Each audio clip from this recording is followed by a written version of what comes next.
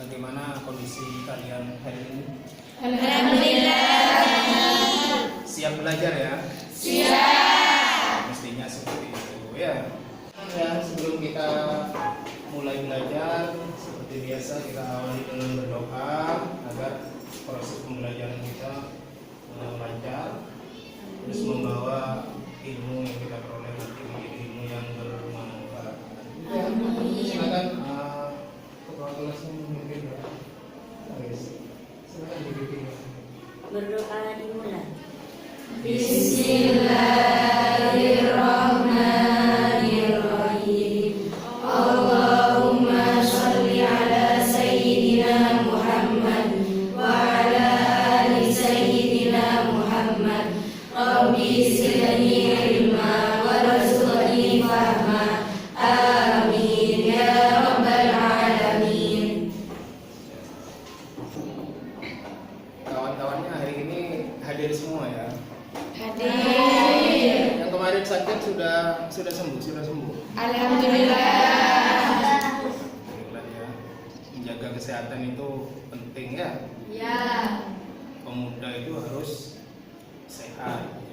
Jadi kalau memang makan enak, ya perbanyak makan. Kalau nggak enak, ya kita boleh minum jamu, minum apa saja agar nanti makannya bisa. Jadi harus sehat. Belajar itu butuh tubuh yang Sehat. baik fisik harus sehat, pikiran juga harus Sehat. sehat. Baik, sekarang sebelum kita melanjutkan pelajaran, perlu saya ulang ya, tujuan pembelajaran kita. Masih ingat ya kemarin kita bahas apa? Jinayah. Ya, bagus. Jinayah tentang apa? Pembunuhan. Baik, ini ya saya hanya ingin mengingatkan bahwa tujuan kita ada 5 seperti awal di pertemuan pertama kemarin. Jadi kita ini itu yang pertama selesai mengidentifikasi, nanti kalian diharapkan dapat menjelaskan tiga jenis pembunuhan dalam agama Islam dengan penjelasan yang baik dan benar. Jadi nggak cukup baik, tapi harus benar. Ini berpasangan ini baik dan benar itu. Benar saja kalau tidak baik nggak bisa dipahami. Baik tapi nggak benar juga nggak bisa dipahami. Ya. Nah, baiklah. Sekarang dua pertemuan kemarin ya kita sudah bicara tentang apa namanya? Macam-macam pembunuhan dalam Islam ya. Kita sudah bicara macam-macam pembunuhan dalam Islam, terus manfaat dilarangnya pembunuhan dalam Islam ya, bisa dimulai. Baik anak-anak, coba kalian perhatikan ini materi pertemuan sebelumnya ya, seputar pembunuhan. Pembunuhan itu dibagi menjadi 3, sengaja, serupa sengaja, kemudian pembunuhan Tersalah. Baru juga sudah kita pelajari kalau pembunuhan itu sengaja, hukumannya adalah qisas. Kalau pembunuhan itu serupa sengaja, Dia berat. hukumannya adalah dia berat. Kemudian yang terakhir kalau pembunuhan tersalah, hukumannya Dia ringan. Ini materi yang terdahulu. Terus hari ini kita lanjutkan ini. Jadi yang tadi itu yang kita bahas itu adalah materi-materi jika pembunuhan dilakukan oleh perorangan. Sekarang bagaimana jika pembunuhan itu dilakukan oleh sekelompok orang? Ini sekarang perhatikan. Jika ada sekelompok orang yang secara bersama-sama membunuh seseorang, maka mereka semuanya Qisas. itu ya. Jadi satu orang dibunuh oleh orang satu desa, ya maka satu desa harus Qisas. kalau pembunuhannya sengaja. Itu tentang pembunuhan berkelompok. Nah, ini perhatikan lagi, ini ada pembunuhan kelompok ya tadi itu ya. Dalilnya adalah ini. Jadi ada hadis ya yang diriwayatkan oleh Imam Syafi'i, artinya saja di sini dari Sa'id bin Musayyab bahwa Umar radhiyallahu anhu telah menghukum bunuh 5 atau 6 orang yang telah membunuh seorang laki-laki secara zalim dengan ditipu di tempat sunyi. Nih. Kemudian Sayyidina Umar berkata, seandainya semua penduduk Sum'an secara bersama-sama membunuhnya terhadap orang tadi itu, maka kata Sayyidina Umar, niscaya akan aku bunuh semua satu desa. Berarti satu orang dikeroyok, kisosnya itu berlaku bagi seluruh pembunuh. Maka contoh kasusnya begini, misalnya si A menyewa orang untuk membunuh si B, kemudian pembunuhan itu benar-benar terjadi, maka pembunuh yang disewa oleh A sebagai otak pembunuhan itu semuanya termasuk satu kelompok pembunuhan. Itu namanya dalam istilah hukum sekarang pembunuhan berencana. Dalam istilah fikih pembunuhan sengaja. Nah itu contohnya.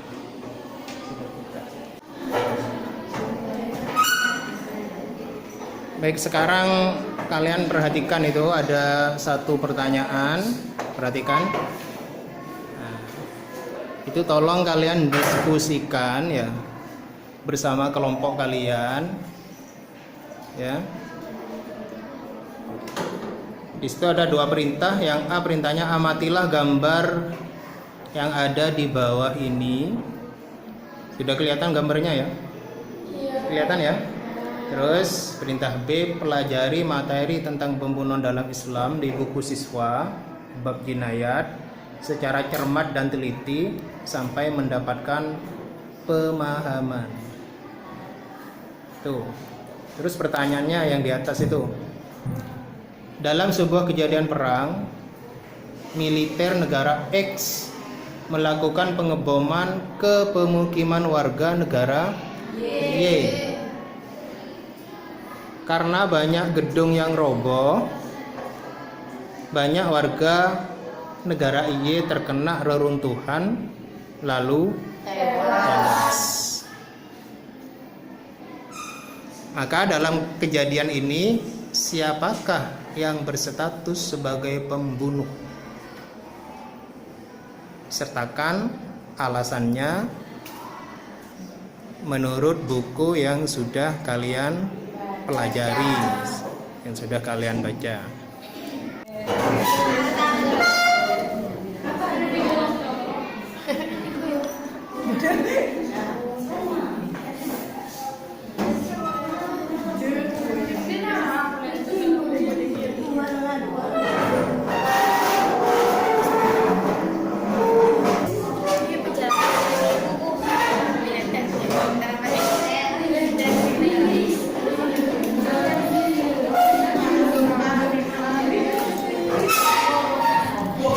Waktu diskusi sudah selesai. Ya, menurut kalian dari hasil diskusi tadi yang bersalah itu siapa itu? Oh, militer negara. Kalau berbicara oknumnya berarti siapa? Sopo? Kalau berbicara oknumnya siapa? Ayo, kalau bicara oknum berarti siapa itu pembunuhnya?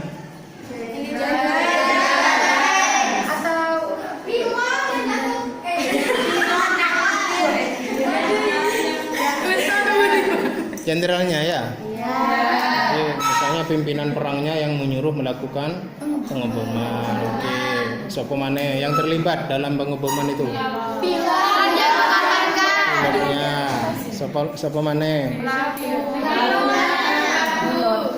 Nah iya, pelakunya itu siapa? Anak buahnya itu. Pasukannya. Berarti intinya yang terlibat dalam negara apa ya? Berarti intinya oknum-oknum di negara X yang terlibat dalam pengeboman yang menyebabkan banyaknya korban itu, mereka semua tergolong melakukan pembunuhan secara berkelompok. Maka masing-masing dari mereka kalau terbukti bersalah, mereka dikenai hukuman qisas. Dan ini adalah bentuk soal ya, ada 3 soal di sini. Ini masing-masing kalian harus mengerjakan ya di lembaran soal yang sudah kalian pegang. Terus dari soal ini nanti saya ingin tahu apakah pemahaman kalian pada materi pembunuhan ini sudah mencapai ketuntasan minimal semua, gitu ya? Jadi silahkan kalian mengerjakan ini sesuai dengan sisa waktu yang tersedia. Silakan yang sudah mengerjakan jawabannya bisa dikumpulkan ke depan, silakan.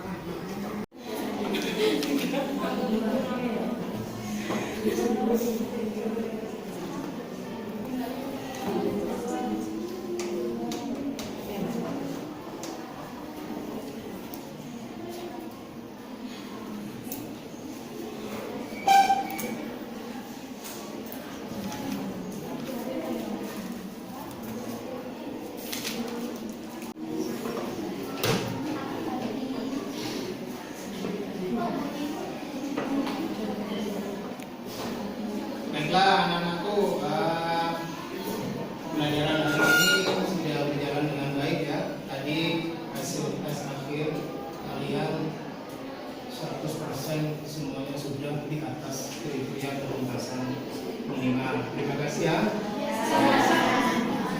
Untuk semangatnya hari ini, jangan hari ini saja semangat belajar, besok dan seterusnya juga harus terus.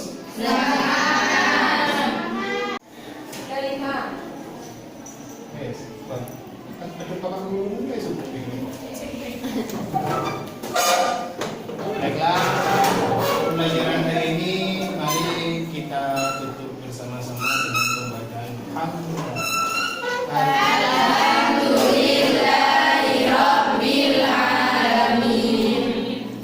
Demikian dari saya. Seperti biasa, kalau andai penjelasan saya tadi ada yang salah, maka kalian jangan sungkan-sungkan untuk di pertemuan berikutnya menyampaikan kesalahan-kesalahan tersebut. Gitu ya? Ya. Pembelajaran kami tutup. Wassalamualaikum warahmatullahi wabarakatuh.